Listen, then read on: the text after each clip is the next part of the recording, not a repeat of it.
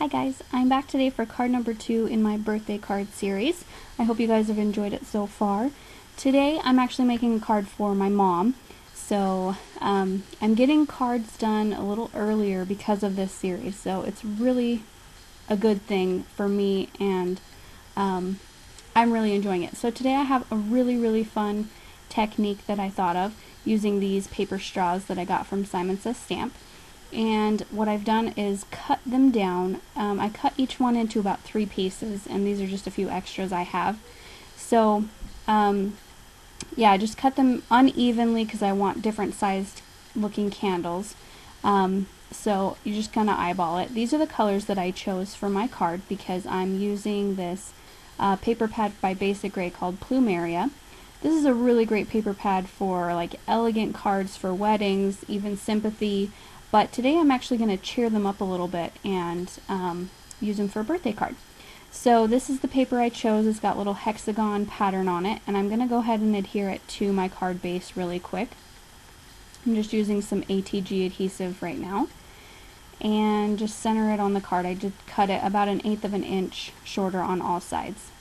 And I'm going to line up my little candles, and I'm just going to put them in the middle. You could, do different varieties of quantities, or, just, their possibilities are endless with these little things. So anyway, I'm going to put these in the middle and then put my sentiment on top of them. So I'm just going to kind of do a little pattern here and see if I like it.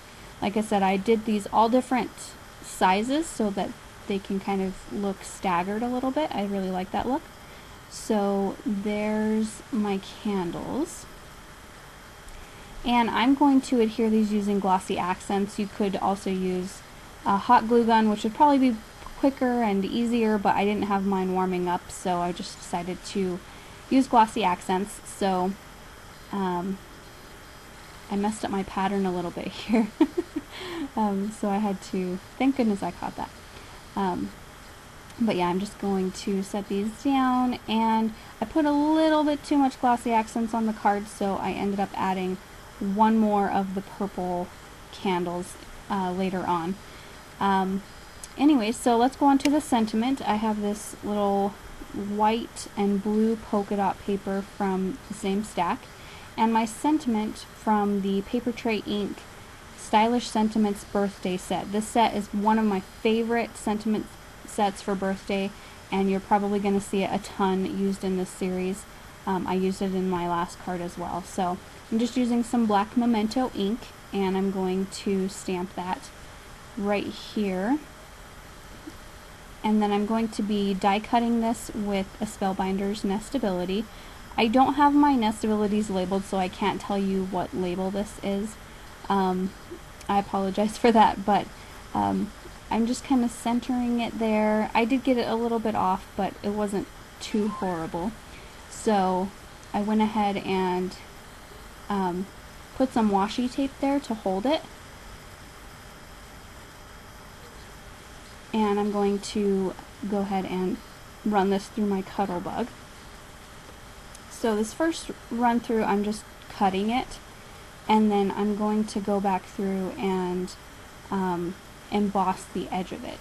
So I'm just going to take off the excess paper here, and I ended up taking this all apart and then deciding I definitely wanted the embossing edge. So I'm just fiddling around with my plates to get the right sandwich so that I can put that on, and then I put the paper back in the die and then just threw some washi there to hold it in place. Then I got my embossing mat and a little chipboard shim, and then my other B plate, and I just run it through. So then I have a nice clean edge. It looks a lot nicer. This is one of the reasons why I love Nestabilities. So yeah, so there's that. And then I had a little bit too much paper down at the bottom, so I decided to trim that off, and I used my paper trimmer, and then I ended up cutting it crooked. So I had to go in with my scissors and clean that up a little bit. So it shifted right before I cut, and yeah. So bloopers and all you get in this video. Okay, so this is going to go right here, and my card is warping just a little bit because of the glossy accents, but it goes back to normal, no problem, once that's all dry. So I'm literally just staring at this card because I don't know what I want to do. I don't like it just plain like that, so I decided to go ahead and add some white string to the tops of my candles to make the wicks for them. I was just going to leave them like this because it's kind of obvious that they're candles with the sentiment that I chose, but I decided to go ahead and add little wicks with this string. So I was trying to find something that would work to shove down in there, and I thought this one would work, but it just wasn't quite enough to get down in there and push that string up into the adhesive. So I found my little quilling tool, and that worked out nicely. So I'm just going to show you a couple of these. Again, I'm just squirting glossy accents in them down the straw, and I'm twisting the string because it's got a lot of strings in it, and it's kind of coming undone, I guess, a little bit, and so it looks a little more frayed. I want that a little bit, but not too much, so I just have to twist it a little bit before I stick it in there.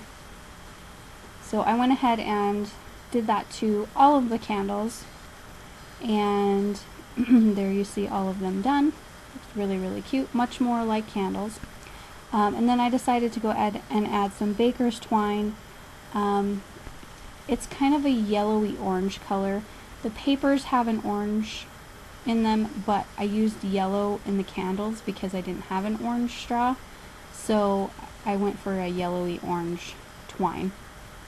And then I'm just using glossy accents to adhere my sentiment, and then I stuck it down and realized that wasn't going to work, so I had to go get some pop dots, and thankfully the ones that I have are super duper strong, so it'll work.